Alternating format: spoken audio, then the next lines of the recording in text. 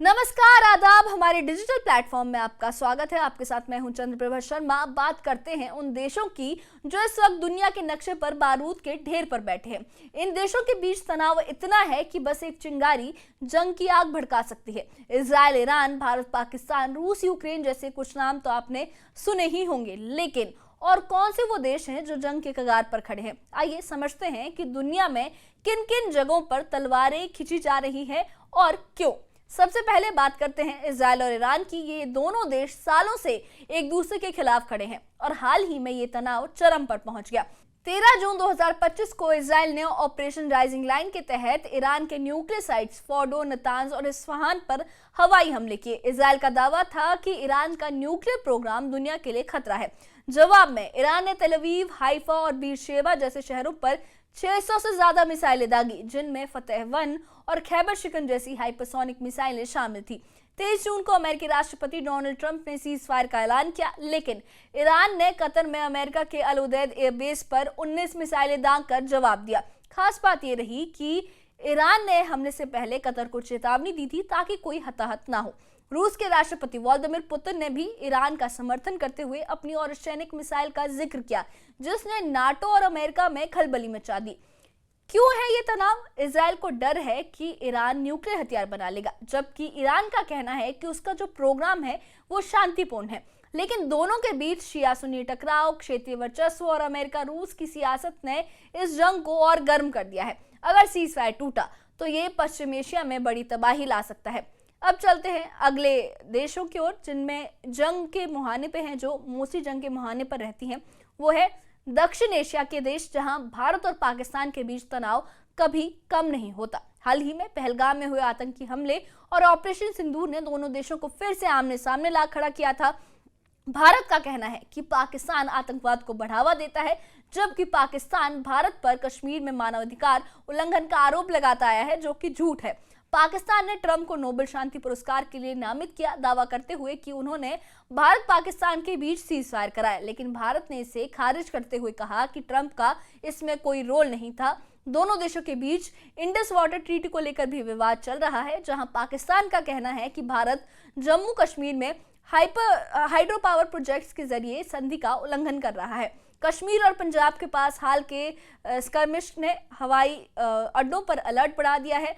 दोनों देश न्यूक्लियर हथियारों से लैस है और छोटी सी चिंगारी भी बड़ी जंग में तब्दील हो सकती है। लेकिन कतर और सऊदी अरब जैसे देशों की मध्यस्थता ने अभी तक हालात को काबू में रखा है। फिर भी सीमा पर तनाव और आतंकी हमले इस इलाके को बारूद का ढेर बनाए हुए हैं।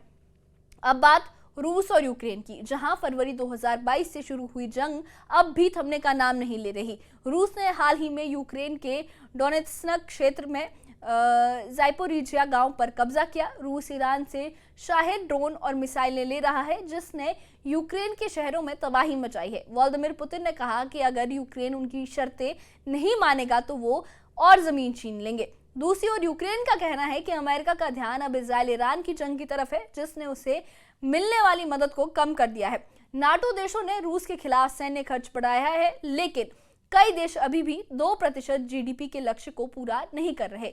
पुतिन ने इजराइल ईरान तनाव में मध्यस्थता की पेशकश की, लेकिन ट्रंप ने उन्हें यूक्रेन पर ध्यान देने को कहा। इस जंग ने वैश्विक तेल की कीमतों और अनाज आपूर्ति को प्रभावित किया था, जिसका असर भारत जैसे देशों पर भी पड़ा था और अभी भी पड़ रहा है। अगर ये जंग और बढ़ी तो ये विश्व युद्ध की शक्ल ले सकता है। सिर्फ इजराइल, ईरान और भारत, पाकिस्तान और रूस, यूक्रेन ही नहीं, दुनिया में और भी कई जगह तनाव पक रहा है। पहला है चीन और ताइवान। ताइवान खुद को स्वतंत्र देश मानता है, लेकिन चीन इसे अपना हिस्सा कहता है। हाल ही के महीनों में चीन ने ताइवान के आसपास सैन्य अभ्यास बढ़ाए हैं और अमेरिका ने ताइवान को हथियार देने का वादा किया है। अगर चीन ने ताइवान पर हमला किया तो ये अमेरिका और जापान जैसे देशों को भी जंग में खींच सकता है। दूसरा तनाव है उत्तर कोरिया और दक्षिण कोरिया के बीच। उत्तर कोरिया के तानाशाह किम जोंग उन ने हाल ही में नई बैलिस्टिक मिसाइल टेस्ट किए हैं, जिनकी रेंज दक्षिण कोरिया और जापान तक है। उत्तर कोरिया ने रूस को हथियार देने की खबरें भी सामने आई है कि उत्तर कोरिया ने रूस को हथियार दिया है, जिसने अमेरिका और दक्षिण कोरिया को सतर्क कर दिया है। दोनों कोरियाई देश तकनीकी तौर पर अभी भी 1953 की कोरियाई युद्ध के बाद से युद्ध विराम पर है, लेकिन छोटी सी गलती भी जंग को फिर से शुरू कर सकती है। इन सभी तनावों का असर सिर्फ इन देशों तक सीमित नहीं है। इजराइल ईरान की जंग ने तेल की कीमतें बढ़ा दी हैं, क्योंकि ईरान ने स्ट्रेट ऑफ हार्मुज को बंद करने की धमकी दी है, जहां से दुनिया का 20% तेल गुजरता है। भारत जैसे देशों को तेल आयात में दिक्कत हो रही है और एयर इंडिया जैसी एयरलाइंस मध्य पूर्व के लिए उड़ानें रोक दी हैं। उन्होंने भारत पाकिस्तान तनाव ने कश्मीर और पंजाब में उड़ानों पर अलर्ट बढ़ा दिया है और तनाव लगातार भारत पाकिस्तान के रिश्तों में जारी है। और रूस यूक्रेन की जंग ने अनाज और उर्वरक की आपूर्ति को प्रभावित किया है, जिससे दुनिया भर में खाद्य संकट बढ़ा है।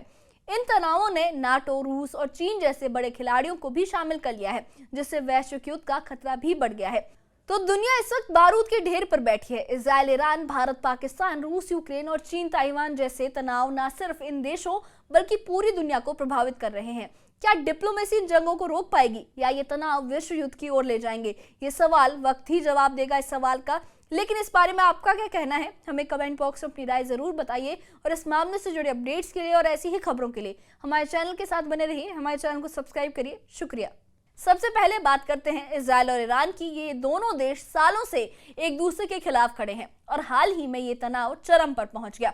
13 जून 2025 को इजराइल ने ऑपरेशन राइजिंग लाइन के तहत ईरान के न्यूक्लियर साइट्स फोर्डो, नतांज और इस्फहान पर हवाई हमले किए। इजराइल का दावा था कि ईरान का न्यूक्लियर प्रोग्राम दुनिया के लिए खतरा है। जवाब में ईरान ने तेल अवीव, हाइफा और बीरशेबा जैसे शहरों पर 600 से ज्यादा मिसाइलें दागी, जिनमें फतेह 1 और खैबर शिकन जैसी हाइपरसोनिक मिसाइलें शामिल थी। 23 जून को अमेरिकी राष्ट्रपति डोनाल्ड ट्रंप ने सीज फायर का ऐलान किया, लेकिन ईरान ने कतर में अमेरिका के अल उदैद एयरबेस पर 19 मिसाइलें दागकर जवाब दिया। खास बात यह रही कि ईरान ने हमले से पहले कतर को चेतावनी दी थी ताकि कोई हताहत ना हो। रूस के राष्ट्रपति व्लादिमीर पुतिन ने भी ईरान का समर्थन करते हुए अपनी और सैनिक मिसाइल का जिक्र किया, जिसने नाटो और अमेरिका में खलबली मचा दी। क्यों है ये तनाव? इजराइल को डर है कि ईरान न्यूक्लियर हथियार बना लेगा, जबकि ईरान का कहना है कि उसका जो प्रोग्राम है वो शांतिपूर्ण है। लेकिन दोनों के बीच शिया सुन्नी टकराव, क्षेत्रीय वर्चस्व और अमेरिका रूस की सियासत ने इस जंग को और गर्म कर दिया है। अगर सीज फायर टूटा तो ये पश्चिम एशिया में बड़ी तबाही ला सकता है। अब चलते हैं अगले देशों की ओर, जिनमें जंग के मुहाने पे हैं, जो मोस्टली जंग के मुहाने पर रहती हैं। वो है दक्षिण एशिया के देश, जहां भारत और पाकिस्तान के बीच तनाव कभी कम नहीं होता। हाल ही में पहलगाम में हुए आतंकी हमले और ऑपरेशन सिंदूर ने दोनों देशों को फिर से आमने सामने ला खड़ा किया था। भारत का कहना है कि पाकिस्तान आतंकवाद को बढ़ावा देता है, जबकि पाकिस्तान भारत पर कश्मीर में मानवाधिकार उल्लंघन का आरोप लगाता आया है, जो कि झूठ है। पाकिस्तान ने ट्रंप को नोबेल शांति पुरस्कार के लिए नामित किया, दावा करते हुए कि उन्होंने भारत पाकिस्तान के बीच सीज फायर कराया, लेकिन भारत ने इसे खारिज करते हुए कहा कि ट्रंप का इसमें कोई रोल नहीं था।